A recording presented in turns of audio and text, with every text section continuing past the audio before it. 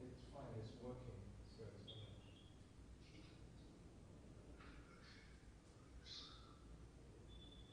it just says wait. Don't worry, I have started it, right? Don't worry, it's working.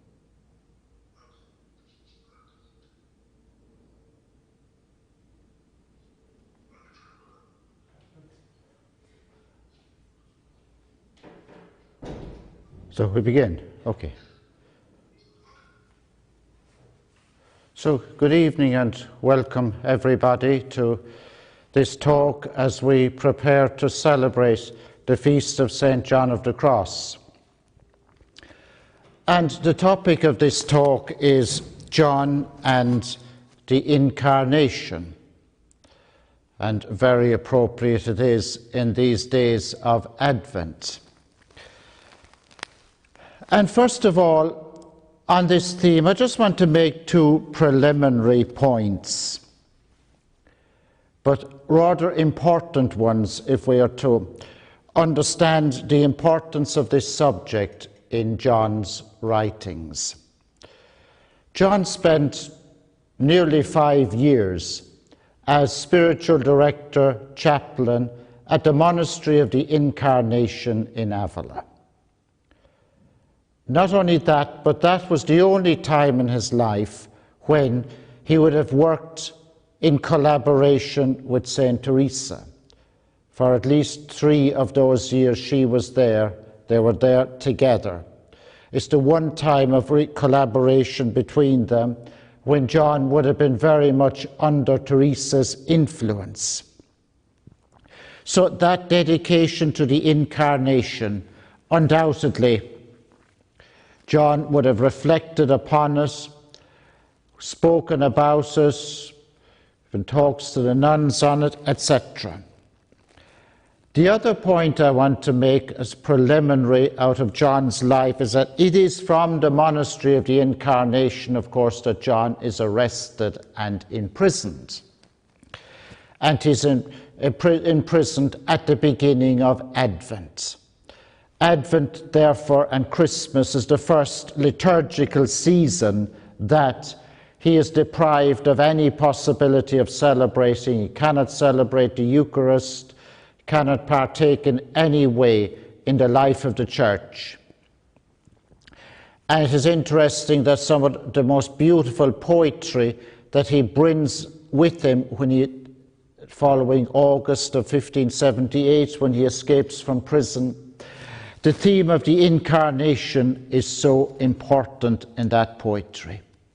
So, John lived in the monastery of the Incarnation for those almost 5 years before his imprisonment, and his imprisonment gave him that opportunity, if opportunity is the right word, necessity, spiritual necessity maybe is another way of looking at it, to enter very deeply into this mystery, to reflect on what it is.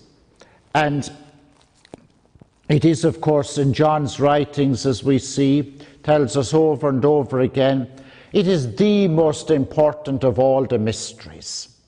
It is the one said that we most want to know about, that we most want to penetrate. He even tells us in the spiritual canticle that the only reason one would want to die and to come be face to face with God is to enter more deeply into the mystery of the Incarnation. On that, he said, everything else depends. So John, in his thinking, this is central. So let us give a little background to this. John had a great interest in the world, in creation, in nature. He was fascinated by the world all around him, loved to go out into the mountains, out into the countryside, etc.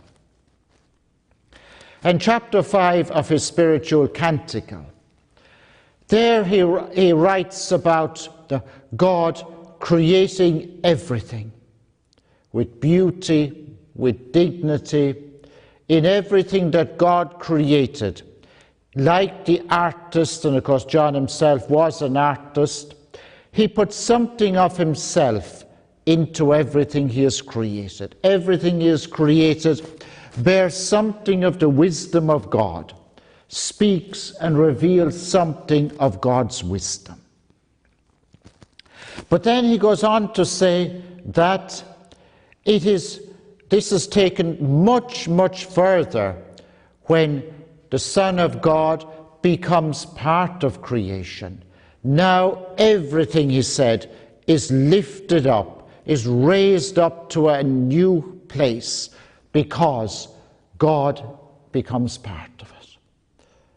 The great mystery, the great wonder is that not only has God created everything that exists and created through his Son Jesus Christ, as we're told at the beginning of John's Gospel, all that has come into being has been through the Word Jesus Christ. But that same Word becomes flesh, is born, lives in this world, dies, rises from the dead, shares in the whole journey, the whole drama of human life. And in doing that, that's not just is about one individual who is Jesus Christ, or even the whole human race. John tells us everything created is clothed in beauty and dignity because of this. But John goes further than that. And what John is really fascinated by is not just that. It is that we can relate with this God, that we can enter into relationship with this God. And it is our relationship with God that ultimately matters. Much more so than the beauty that he has created or the dignity that he has given through the Incarnation. It's the relationship. Because through that relationship, we grow, we mature, we become the people that we are meant to be. That's who we are. We become the people we're truly meant to be.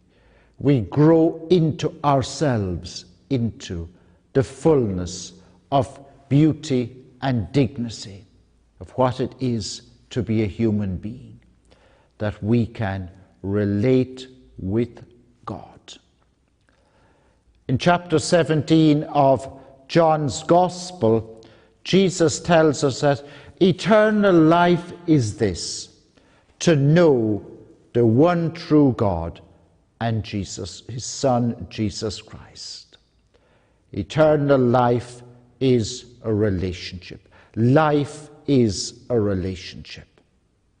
We grow into life through relationship, through this greatest of all relationships, the relationship with God.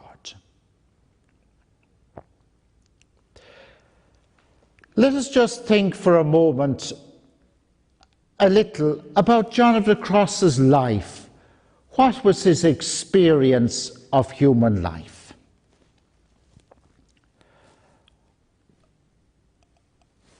He was born into a very poor family. At a very young age, probably 3, 4, 5, we're not exactly sure, his father died. Also, the brother just older than him also died. So he will grow up observing, seeing his mother really struggle to bring up John's older brother and John. So poverty and grief are painful, life-defining experiences that John knows from a very early age. We could add to that he knows illness, sickness, and in his teenage years he works in a hospital for sexually transmitted diseases and other related illnesses. He has very direct experience of the pain and tragedy of human life. John also knows the great value, the treasure that education is. He knows how fortunate he is to have been accepted into a school for orphans, though technically he wasn't an orphan because his mother was living, but there's no way his mother could ever have paid to give him even a basic education. And then later the Jesuits and others will, and obviously the Carmelites, John will become a highly educated person. But we see in John's life story right throughout his life, everywhere he lived, everywhere he worked, every place associated with John, stories have come down to us of his caring for the poor, his caring for the sick. John was a person of charity. He was a nurse all his life. John was also an educator all his life. When he was in Avila, for example, that monastery of the Incarnation, that wasn't the only thing he did there. That particular part of Avila was a very poor part of the city. And John saw that the children were not getting an education. So John started a school for the children. So education, so important to John. So health, well-being, food, the necessities of life, education, all the things that human beings need. John has experienced the lack of them, the need for them. But John goes beyond that. He knows, and has learned this at a very early age, that even with all of these, the fundamental needs of a human being are not satisfied. The fundamental needs of a human being can only be fulfilled in relationship with God. And they can only be fulfilled through love. God is love. Love is God's language. It is for this love that we are created. There are just a few phrases from John's writings. John grew up in a very poor family, a tragic family, but there was love there. He experienced love from the very beginning. He saw his mother, even though she had nothing, how she cared for others. He experienced human love, but it is only God's love that can really change and transform us. It is only God's love that can really bring to birth in us the life that we're created to live, that we're destined to live.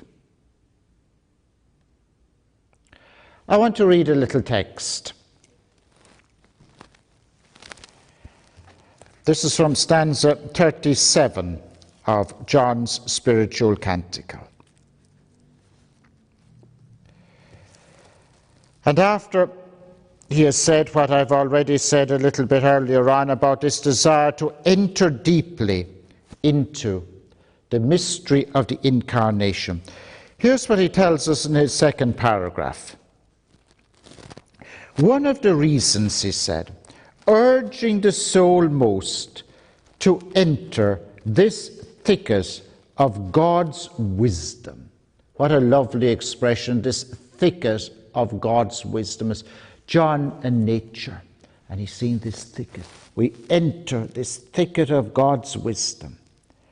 And to know its beauty from further within is her wish to unite her intellect with God in the knowledge of the mysteries of the Incarnation, in which is contained the highest and most savory wisdom of all his works. There, now, just pause there for a moment. The soul desires, is urged, longs to enter deeper and deeper into this mystery. Because the soul, the human being, wants to know God. That's a fundamental human need. So we want to know this wisdom of God and his beauty. Wisdom and beauty. That's what we desire to know. And we can only do that by entering deeply into this relationship. Because it is in the Incarnation, this is what fascinates John of the Cross, that God and humanity become one. For John, the goal, the end, the purpose of the spiritual life, of all life, is always union with God. Of course, as he rightly points out, every human being is in union with God. We wouldn't exist if we weren't. Every human being is in relationship with God, but John, there's a distinction.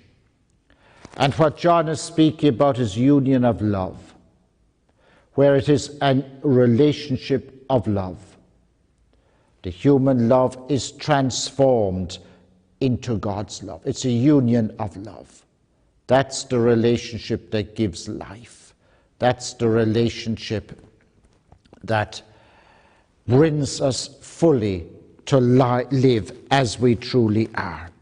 So the desire to enter into this mystery, which is contained the highest and greatest wisdom of God. A phrase that John of the Cross uses over and over again in his writings: fix one's eyes on Jesus Christ. There one will see everything.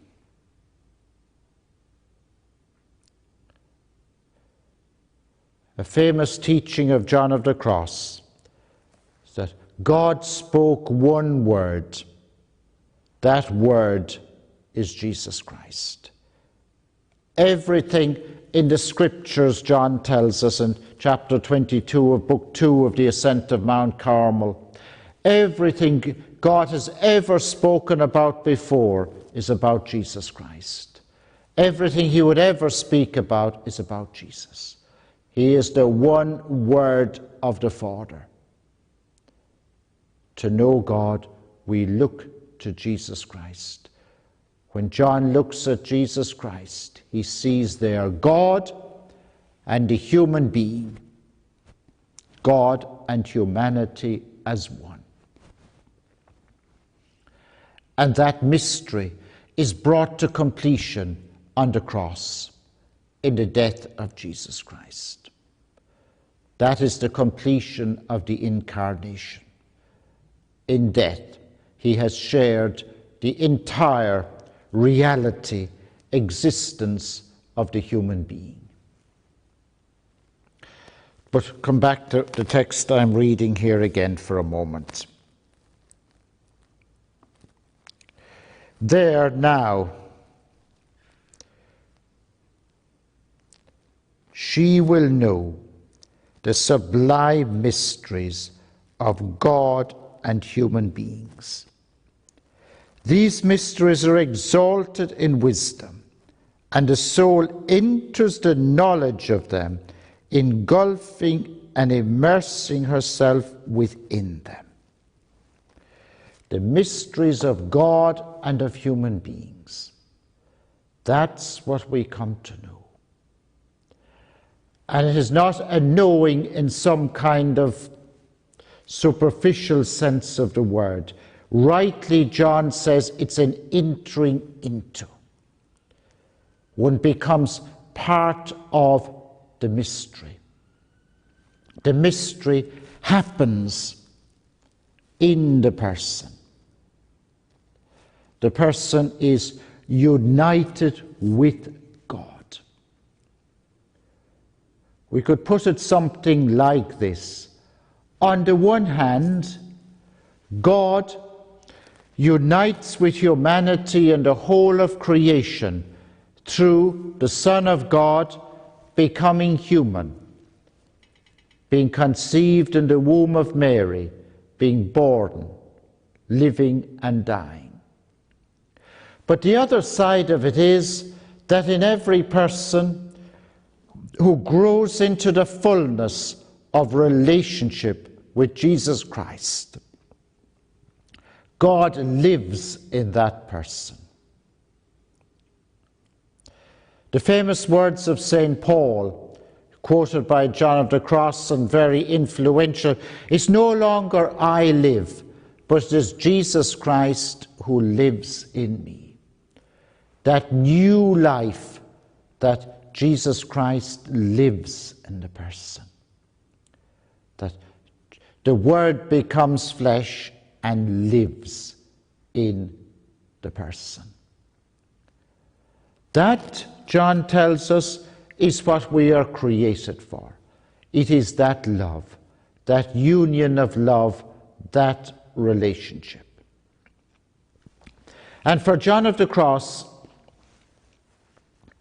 the great tragedy of human life, far more so than poverty or illness or any kind of suffering or pain or anything else, any impoverishment, the worst tragedy of human life is not to know this, not to enter into this, not to grow and become the people we're really meant to be.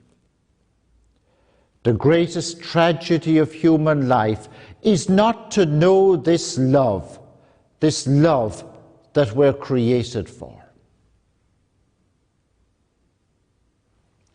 I want to read a poem. This was the poems John came out of prison with. It's what's known as his romances on the Incarnation. This very long poem on the Incarnation. I just want to read the end of it, the last part, the birth, and how John presents the birth of Jesus, the completion of the Incarnation, the completion of everything that God wanted, that God desired, this plan that God had ever before creation. How is this brought about? For John of the Cross, on the one hand, it is God entering into the full and total reality of human life. On the other hand, it is the marriage. It is the union of love. It's the wedding feast. It is the great celebration of everything that God longs for, desires. The bridegroom is taking his bride. Or in this poem, all of creation, we could say everything outside of the Trinity, the heavenly world and the earthly world, everything is the bride of the Son, the bride of Jesus Christ. And all of God's plan, all of God's purpose is brought to fulfillment when the marriage takes place. The marriage is the high point, the fulfillment of everything. So let's just hear this last part. When the time had come for him to be born, he went forth like the bridegroom from his bridal chamber, embracing his bride, holding her in his arms, whom the gracious mother laid in a manger among some animals that were there at that time. Men sang songs and angels melodies, celebrating the marriage of two such as these. But God, there in the manger, cried and moaned, and these tears were the jewels the bride brought to the wedding. The mother gazed in sheer wonder on such an exchange. In God, man's weeping, and in man, gladness. To the one and the other, things usually so strange. What a wonderful statement of the fulfillment of everything God has longed for. This great marriage that takes place. And it is each totally entering into the life of the other. God giving himself totally, the bridegroom giving himself totally to the bride, taking her tears, taking her pain, lying in a manger among the animals. The mother Mary gazing in sheer wonder of what's taking place. Humanity singing and rejoicing, the angels singing and rejoicing. To each, what is unfamiliar.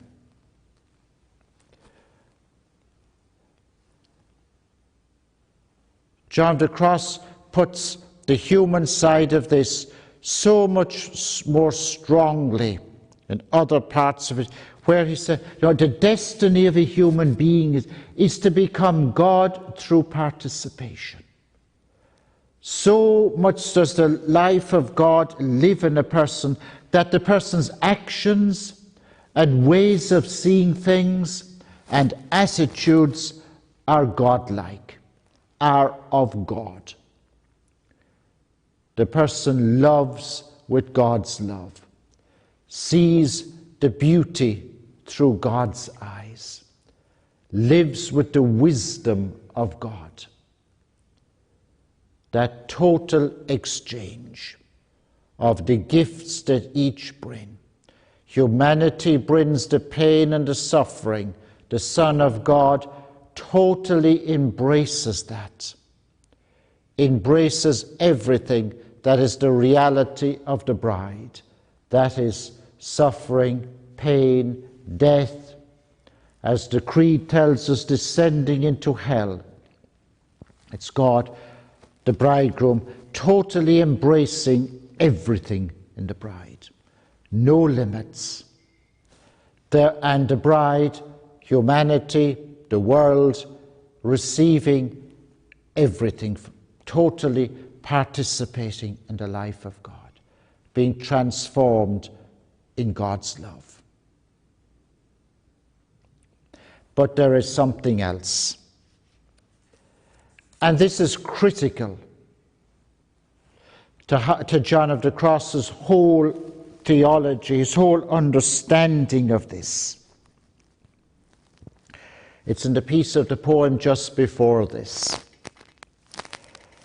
Then he called the Archangel Gabriel and sent him to the Virgin Mary, at whose consent the mystery was wrought,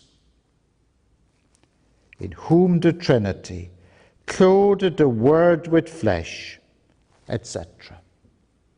The whole mystery of the Incarnation, which for John of the Cross contains everything and is the culmination, the end of everything that God has thought and planned and created and put into practice, etc., etc., is made dependent upon the consent of a human being. Everything is made dependent on the yes of Mary. That's astounding. That is the extent to which God is willing to go. That's what incarnation ultimately means.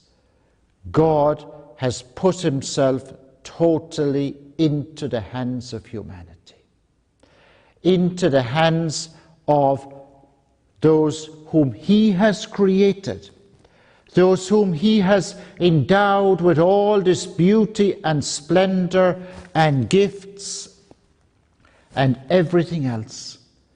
He has become part of to the full and total extent of accepting everything, pain, suffering, poverty, rejection, death, the whole drama of the human condition. He has done all of that. But everything, the whole mystery, is dependent upon consent. We must say yes to this.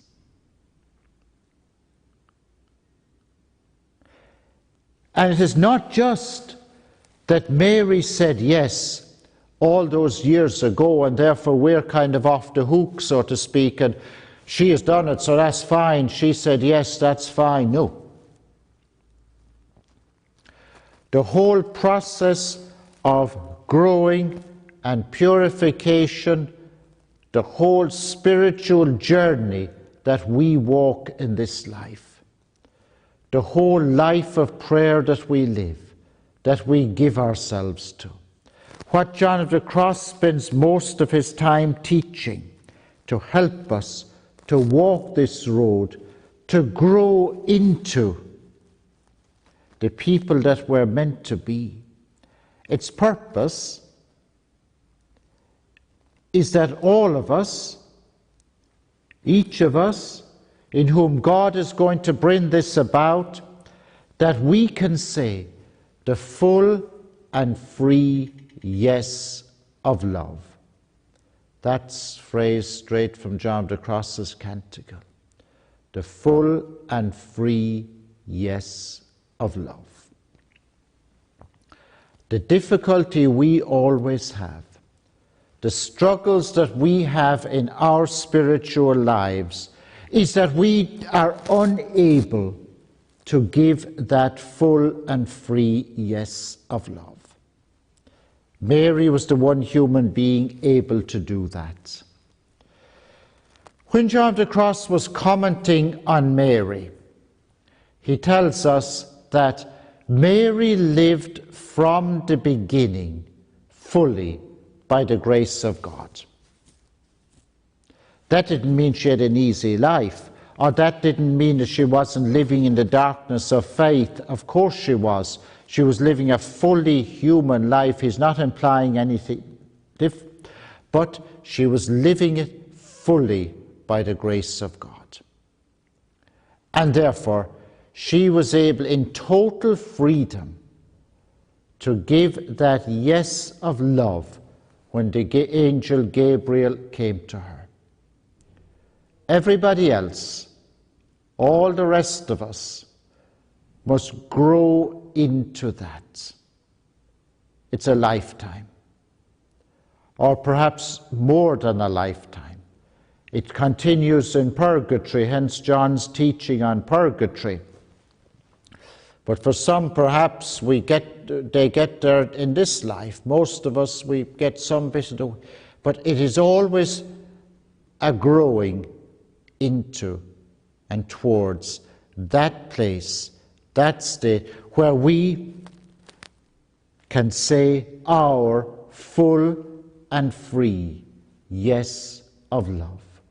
The yes that Mary was able to say when the angel Gabriel came to her. And because she was able to say it, this whole mystery, this greatest of all mysteries, the greatest event of human history, of all of creation, of everything in the great works and plans of God, could take place, could be brought into being.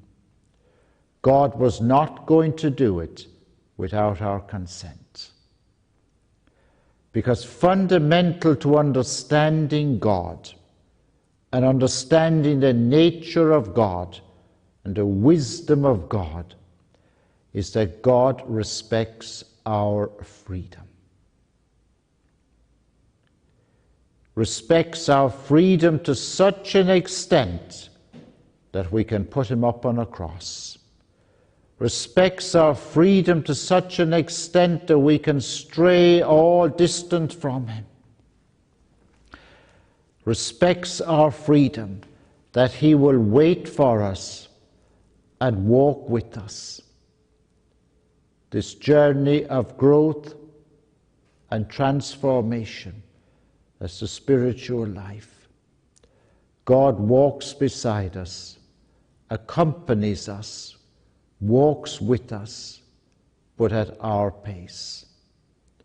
Hence, our God, asleep in the hay in the manger. Hence, our God, a baby crying. Hence, our God, a human being, rejected and misunderstood and ignored and crucified and buried. That is the nature of God. It is in all of that that God reveals his greatest wisdom. And most particularly, as John of the Cross points out to us over and over again, in the parts of this that we least understand, or that we most struggle to accept. And first and foremost, of course, in that is the cross. I read a little piece there from the canticle. He used his image of the thicket, of the wisdom of God. He used exactly the same image when it comes to the cross. Again, the thicket of the wisdom of the cross. What we find most difficult to accept, what we struggle with, is, in the words of St. Paul, letter to the Corinthians, the power and the wisdom of God. To those who believe, those who really accept this, this is the power and the wisdom of God. What we struggle most to accept. But the difficulty with the Incarnation all the time, right throughout the whole history of Christianity, is that human beings have struggled to truly accept it. Accept it in all its implications, all its dimensions, all its depths. We've all the time tried to tone it down a little bit. We wouldn't have done it like this. All the time we struggle to accept it. That the Word became flesh. That the Word lives among us and in us. That he makes his home in us. That he lives in us. John of the Cross tells us that in John's Gospel, Jesus said that the Father and he will make their home in whoever loves them. All we have to do is love. If we love, if we can grow in love, if we can say that full and complete yes of love, he makes his home in us. And John of the Cross points out to us, and very clearly he points out, this is true. If Jesus says so, it's true. And it is true not just partly or symbolically or kind of true, it's completely true. In a way that is far more than we could ever know or imagine. When he says he will make his home in us, he really will. He makes his home in us. He lives in us. The Father, Son, and Spirit dwell within us. Each one of us is the home where he chooses where he wants to dwell. God freely chose to be born, to live in this world, to die, and to rise from the dead. He freely chooses to live in each one of us. He desires to live in each one of us. He desires a relationship of love with each of us. Whoever is seeking God, God is seeking that person evermore. The Incarnation is the great manifestation of a God who will go to every end to bring us back to him, to unite himself with us. There are no limits to what he will do or give us. This fascinates John of the Cross. This fills him with joy. This is what he wants everybody to know. Let that be our desire and our prayer as we celebrate his feast tomorrow and as we live this season of Advent and Christmas. This year, may it truly be an Advent. May we see in that child our God, our Saviour, our light. Let us see in him the wisdom of God and of humanity. Let us see in him who we truly are and who God has created us to be. For John of the Cross, this is the greatest mystery. The mystery that he will spend his life penetrating ever more deeply into. And it is the mystery that he wants to bear witness to through his teaching, particularly his poetry, but all of his teaching. If we only knew who we are, or perhaps I put it another way, the wonder of knowing who we are and of knowing God, that is something so wonderful. Just one final thought and I'll finish then. I would simply recommend you have a look at another one of his poems, La Fonte, the fountain, the spring, however we want to translate it. Again, written in his prison cell. As John, the one thing we know about the cell, that day and night he would have heard the river flowing outside. And he writes about what it is to know this source, this fountain, this living water that is the source of everything. It's a whole poem dedicated to what it is to know God, to know the Word Jesus Christ. And to know that, he goes on then in it, that I can hold all of that in the Eucharist, in this little piece of bread, that everything is there. The Eucharist, the other way, that his flesh becomes our flesh, that the Word becomes flesh in us, that the wisdom and the love of God comes to live in us. He gives his body and blood. He is the food of life itself, the food of our life. And for John of the Cross, the most is that we can know that. And we can be in relationship with this source of life, this source of everything, the Word through whom everything exists. So, Thank you all, and wish you all a very blessed feast of John of the Cross.